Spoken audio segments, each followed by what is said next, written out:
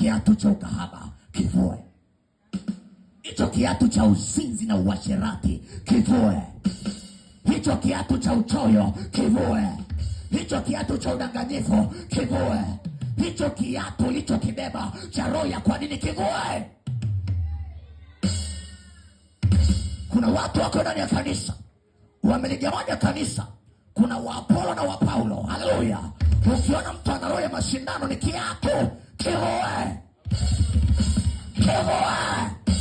Hautaweza kumpata Bwana mpaka umevua hicho kiatu. Vua kiatu. Vua kiatu. Vua kiatu.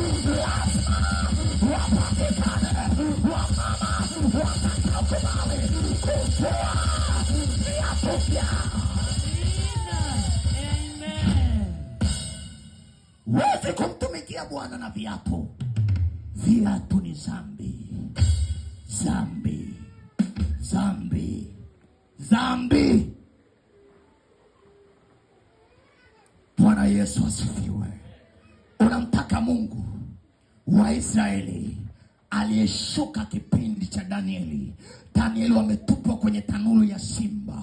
Wanashangaa mtu wa nne ametokea katikati yao. Hajatokea tu kama muujiza, ametokea kwa sababu wakina Danieli walikataa kuitumikia miungu mingine.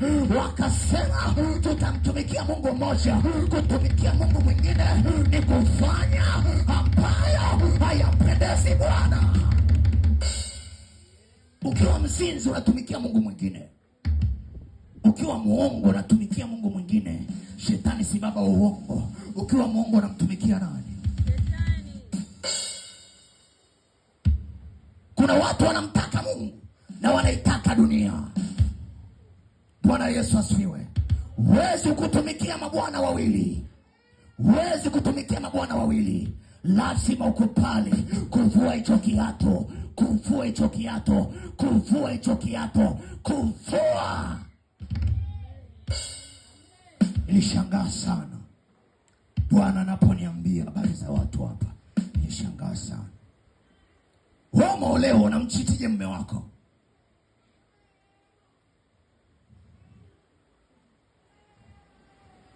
Wewe umeolewa unamchitije mke wako?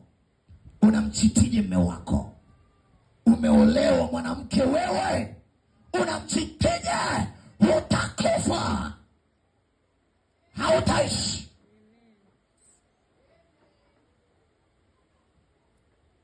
Kubali kuvua hicho kiatu.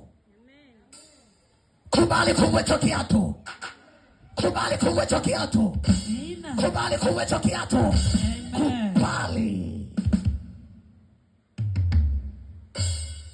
Ni hatari sana kutembea na wamama waliong'ang'ania viatu.